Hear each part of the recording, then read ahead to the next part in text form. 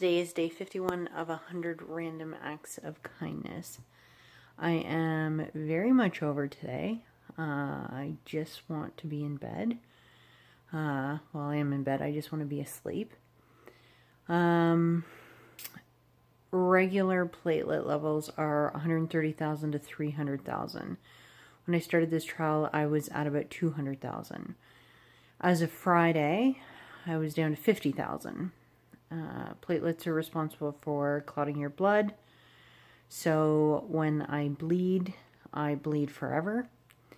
I think I was telling you when we were in Newfoundland, I had a small crack in my lip and it bled for 2 hours.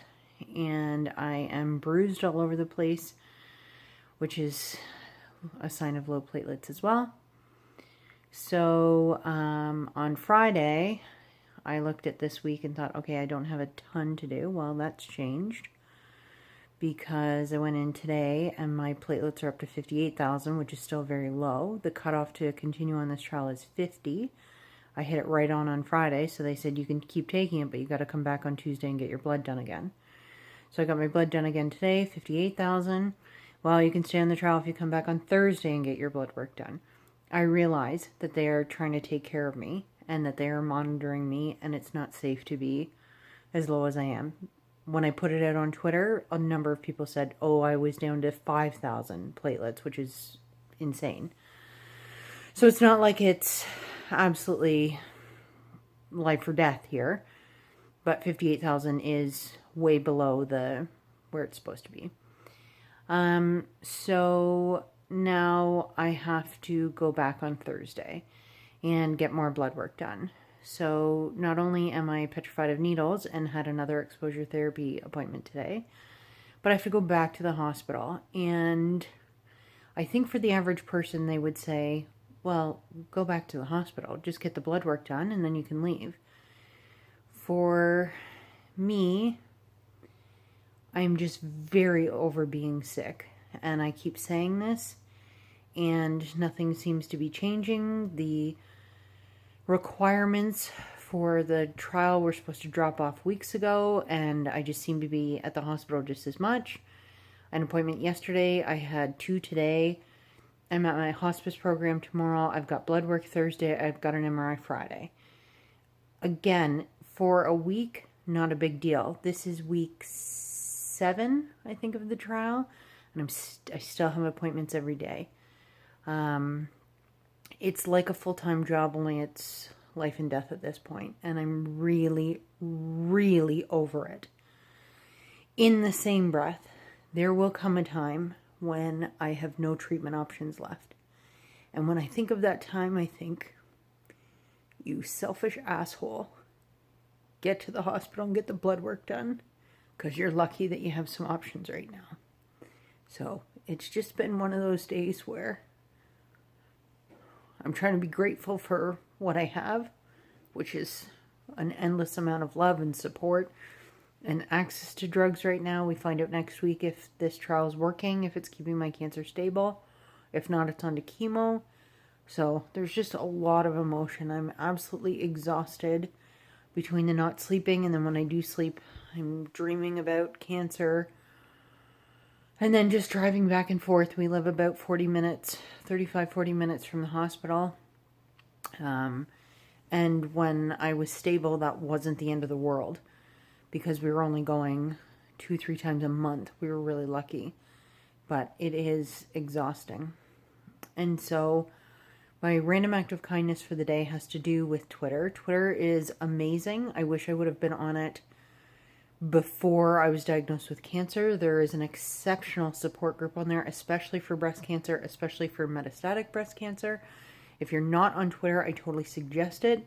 Check out hashtag BCSM, breast cancer social media, BCSM. Type into the search metastatic, type in breast cancer, type in MBC, type in any of the big drugs right now. Verzenio, Ibrance, I never can say the trial that I was on, Kisqali, Kisqali.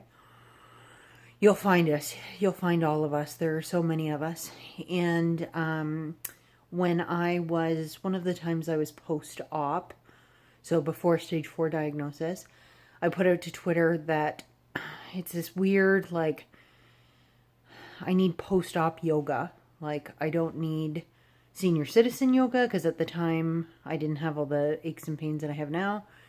But at the same time, I'm young enough, but my mobility in my upper arms, because I've had a double mastectomy, is off. So I was just talking about that and who can help me and guidance and everything.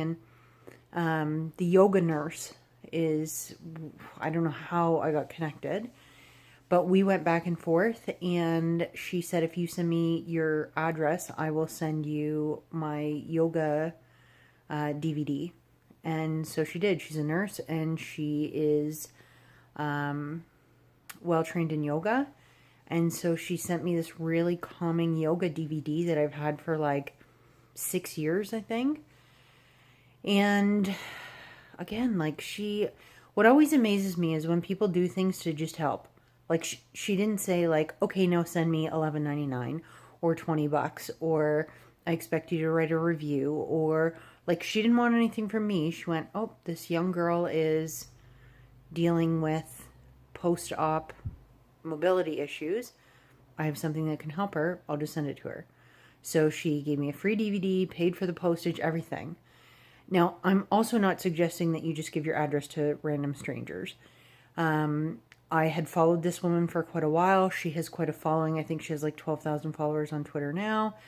And I made sure that, like, she had a legit website and everything. So I don't come back to me and say, Katie said, just post your address and people will send you stuff. That's not what I'm saying. But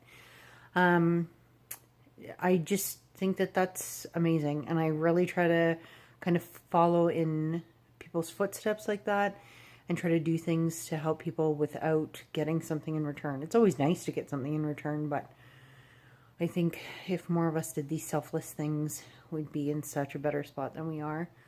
So to the yoga nurse, I'll never forget it. I don't even know if you remember me, but I will never forget your generosity and your thoughtfulness and kindness. And that's my random act of kindness for the day. Again, for the, I don't know, umpteenth time, speak to your strengths. And if you know somebody who's going through something difficult, try to help them out with what you're good at. Can you price match and save them money on groceries? Can you drive them somewhere? Can you take the day off work to hold their hand through an IV? Are you a massage therapist? Are you willing to clean their house? Will you walk their dogs, take care of their kids? It's endless, really. And so often people say, I'm not sure what to do. People have gone so far, like, above and beyond for me. But not everything takes a wild imagination or a lot of money or even knowing the person inside and out. Some things are right there, and we're able to do it. So on to tomorrow, day 52. Thanks for following along. Talk to you tomorrow.